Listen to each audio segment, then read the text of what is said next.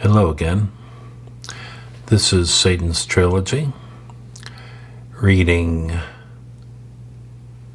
number 87. It is from Book 3, Chapter 3. I am the author and the narrator. Sit back, relax, and let the story unfold.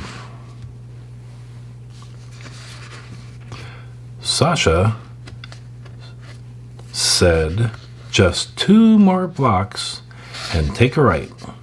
314 South 18th Street." They quickly pulled up along the curb of a large 2-story home. The girls quickly climbed out and stood in awe of the house. Sasha was smiling. She, too, had texted her parents that she was bringing friends home. Sasha had become a chatterbug. "My family uses the side door, but for special guests, the front door is best." Everyone was following Sasha up some concrete steps to a large double door and a huge front porch. Sasha rang the doorbell, which was an antique bell that rang as you turned the knob. It did seem effective since everyone could hear the bell ring as Sasha turned the knob. The door opened and a beautiful woman stood in front of the door. "Sasha, you have brought your friends. Please come in, everyone. Welcome to our home." If there was a more angelic woman, she would be hard to find. Wearing a full-length dress of cotton, she was a sky blue color. The lady seemed very comfortable welcoming guests. "I am Sasha's mother, Mrs. Rickenvich. Please, everyone, call me Allah. It is much simpler." Sasha hugged her mother and then led everyone into the living room where her extended family stood waiting for introductions. Sasha stood tall looking at her family, then spoke, "This is my family." Sasha gave the names of 2 sets of grandparents, an uncle and an aunt, both on her father's side. They all shared the large home and the expenses. Sasha's father stepped forward after all of the introductions and asked the names of the girls. Sasha quickly pointed and gave each girl's name and saved Esther for last. "This is Esther Saint. She has invited all of us to stay the night with her." "Well then, do you need to take a bag?" Sasha's father asked. "I need just a few things, and I can put them into a small bag," said Sasha. Her father looked at her and smiled. "Well then, hurry, and I will talk with your friends while you are gone." Sasha paused. "I would like for my friends to see my room."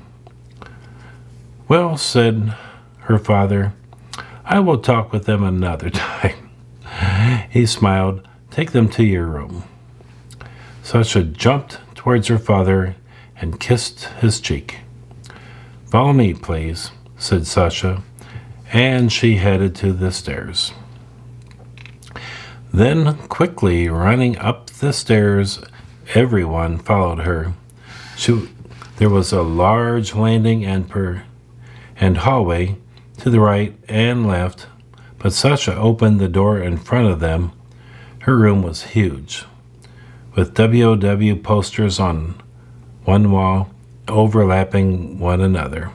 It appeared she favored Bo Jackson, W.O.W.'s Gothic wrestler.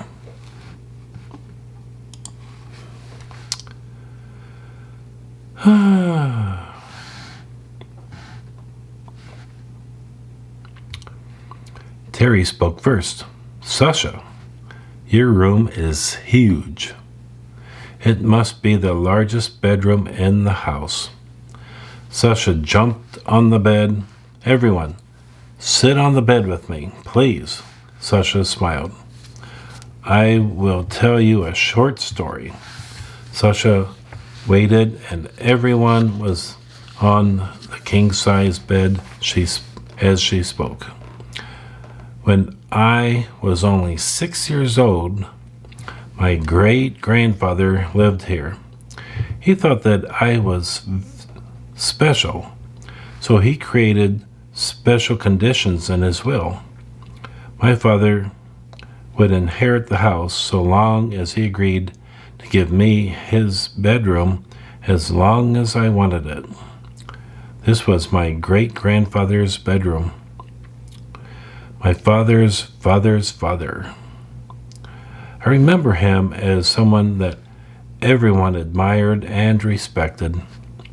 Sasha smiled and added, he would hug me and the whiskers on his face would be rough on my cheeks, but I didn't mind. He seemed so wonderful. Here in the United States, my family has found peace. We are all happy, Sasha smiled. I was also left his life savings. It pays for the upkeep of this house through the interest alone. Wow, said Terry. Your great-grandfather must have really loved you. Sasha smiled. He was so special. I just don't know what he saw in me. I try to honor his memory. Esther broke in with a thought. Family is very important to almost all cultures. Perhaps he saw the future in you, and part of his dreams would be carried forward. Your child's child is a wonderful way to be carried into the future, or, said Esther, your great-grandfather simply loved the little girl that thought him so special. Sasha smiled, paused, then dropped the subject. Give me 1 minute to collect a few things, and I will be ready. Rita was next. It took 15 minutes with uncollaborating stoplights to reach her duplex. She lived on the lower level of a 2-story home built nearly 60 years earlier. Rita had also texted her mother that she was coming home with some friends. Entering her apartment, her mother was in the kitchen fixing something to eat when the girls walked into the kitchen. Rita spoke quickly to her mom, standing at the counter, and in Spanish, Rita greeted her mother. Ms. Rodriguez looked tired. She had just arrived home to make a meal for herself before leaving for another part-time job. Smiling, she looked at her daughter and said, "Perhaps we should speak English so that everyone will understand what we are saying." She hugged her daughter and stood in front of everyone waiting for introductions. "Mom, these girls are all in my 6th-hour running class." Rita smiled as she glanced at everyone. Mrs. Rodriguez smiled at each girl and then said, "You all wear black in a very attractive fashion. I cannot tell which of you are not dedicated Gothic." Rita quickly gave everyone's name and added, "Day loves to wear black. The rest of us are enjoying the look." Day spoke up, "Yes, I wear black and love it, but some of these girls look so awesome in black that I am envious." Mrs. Rodriguez said to Day, "I hear you are one of the fastest runners. I think you look fast." Mrs. Rodriguez looked at the girls and started to laugh out loud and had a problem catching her breath until she finally said, "I am so sorry, but you all look fast." Esther had been busy in the kitchen finishing the omelet, adding some onion and pepper from the refrigerator, and some salt and pepper. Esther had created a fantastic aroma within the small apartment. Having plated the dish, Esther approached Mrs. Rodriguez and said, "Please enjoy your meal, and we will wait for Rita to collect a few things for the night." Mrs. Rodriguez looked at the plated omelet and quickly sat down. "I have not eaten for a few hours. Thank you so much for finishing my omelet for me." Esther had grabbed some bread and toasted it, then applied butter and sliced it on the diagonal. It made for a great presentation added to the meal. As Mrs. Rodriguez ate, Esther grabbed some ice from the freezer and made a glass of ice water for her meal. Everyone watched as Rita's mother thoroughly enjoyed the simple meal that Esther had created. Rita came out from her room as her mother finished the meal. Smiling and looking very satisfied, Mrs. Rodriguez said to her daughter, "I like your friends." Rita seemed to glow with pride, then asked her mother, "We run tomorrow at 11. Will you be there to cheer us on?" Mrs. Rodriguez smiled at her daughter. "I will try hard to be there. I want to cheer you and all of the 6th-hour girls, no matter what." Rita hugged her mother and seemed to have a renewed sense of energy about her. Mrs. Rodriguez smiled, and after giving her daughter a huge hug, turned to Esther asking if she spoke Spanish. "Yes, in Chicago, it's a plus to speak Spanish." Esther smiled at Rita's mother. So in Spanish, Mrs. Rodriguez said, "Do you ever give cooking lessons? Please let me know. I have not enjoyed a meal like this for a very long time." She smiled, then said, "If ever." Esther was blushing. "I have never considered giving lessons in cooking, since I know there is still much for me to learn," then added, "Of course." Rita quickly spoke up while hugging her mother. "Please be there. I will make you proud." Mrs. Rodriguez grabbed her daughter and hugged her. "I have always been proud of you. I will be there." Looking at everyone as she tried to compose herself, she said, "I will be there for all of you girls." Esther had just finished washing the dishes and gave Mrs. Rodriguez a hug. Speaking to Rita's mother, Esther said, "It was wonderful meeting you, Mrs. Rodriguez." Next up was Amy's house. She, too, had phoned her father to let him know that some friends from the 6th-hour class were coming home with her, and that they all wanted to have a girls' night at Esther Saint's apartment. Amy's father remembered meeting Esther and had no problem with her spending the night at Esther's. It took nearly 12 minutes to reach Amy's house. They drove straight there, having been with Esther on a previous visit. The house was 3 stories, nearly a century old, but had gone through several renovations and was now a wonderful home with every possible feature updated to today's standards. At the front of the house was a very wide curved porch that had 3 steps reaching the wooden top. Amy jumped out of the car and waited for everyone before saying, "We should use the front door. My father may be waiting to greet us."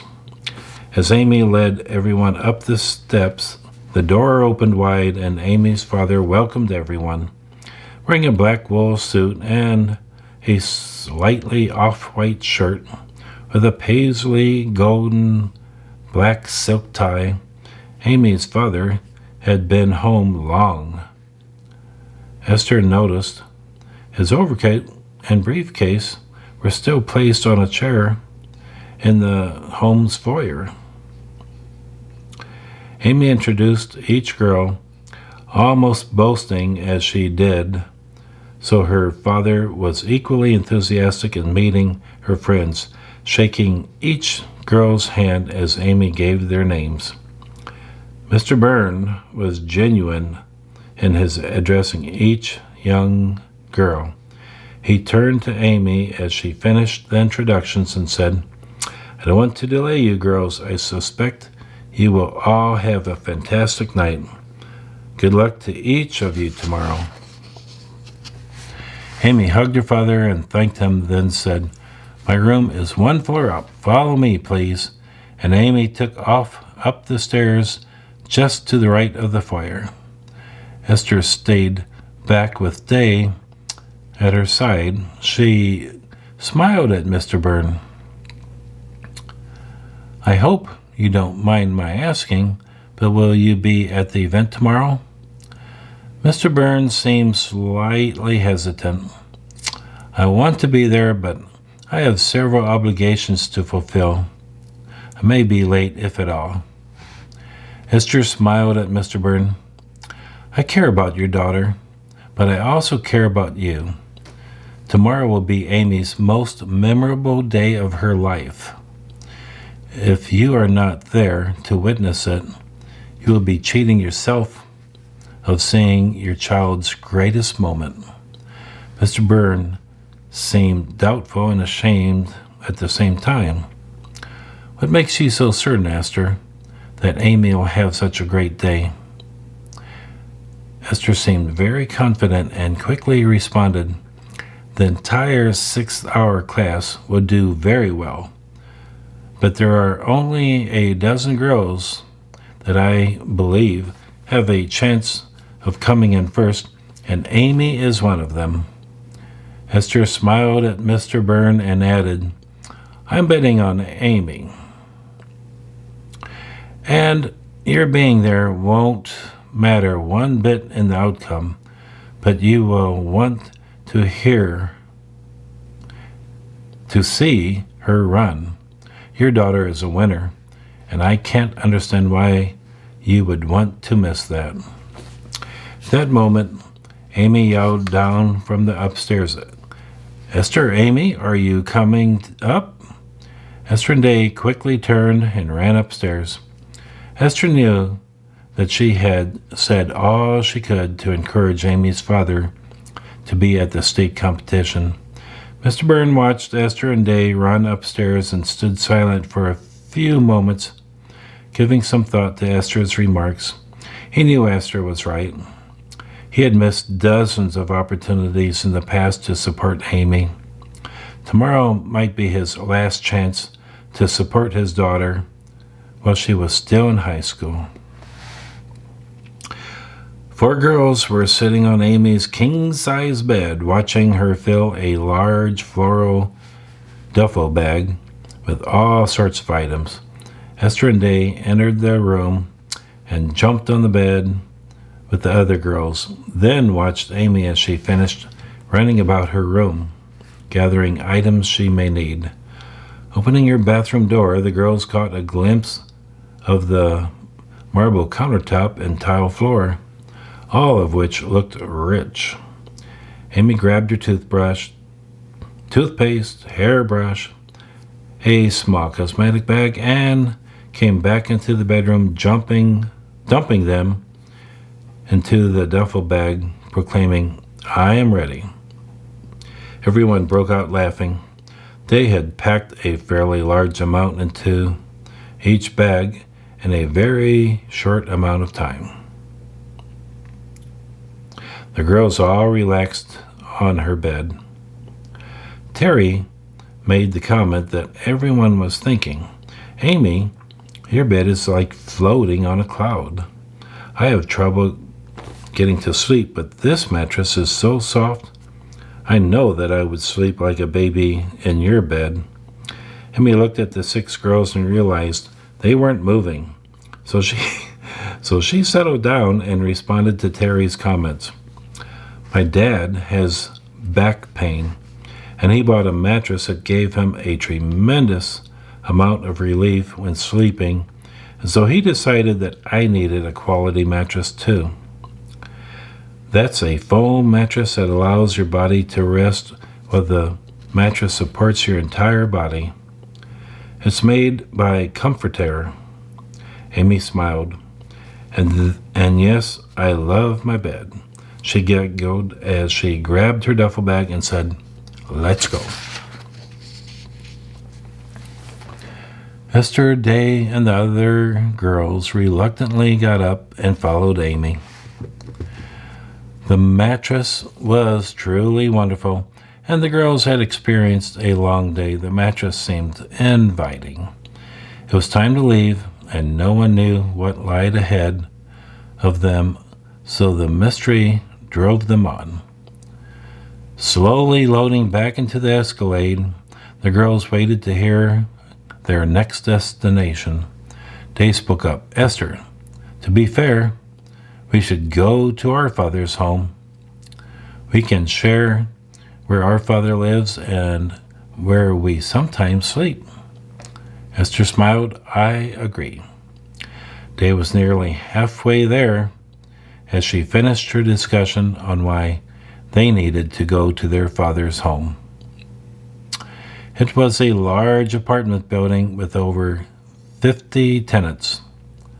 The turnover rate was high, the rental fee was not cheap, and it was not subsidized. The management demanded one thing, and that was the rent paid on time.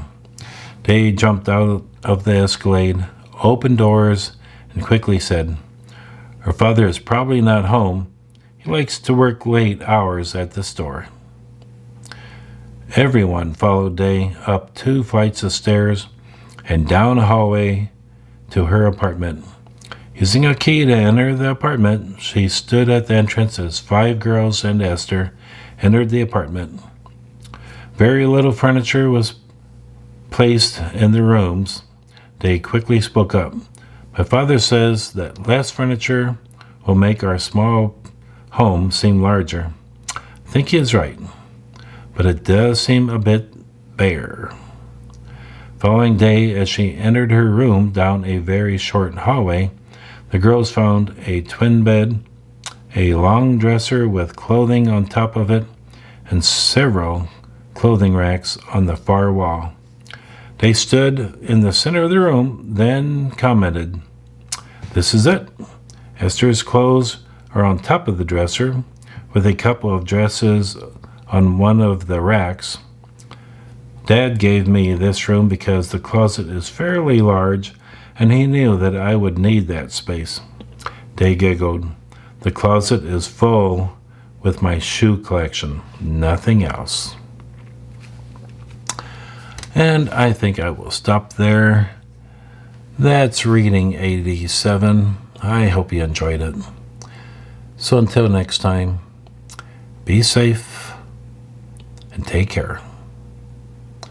Thank you for listening.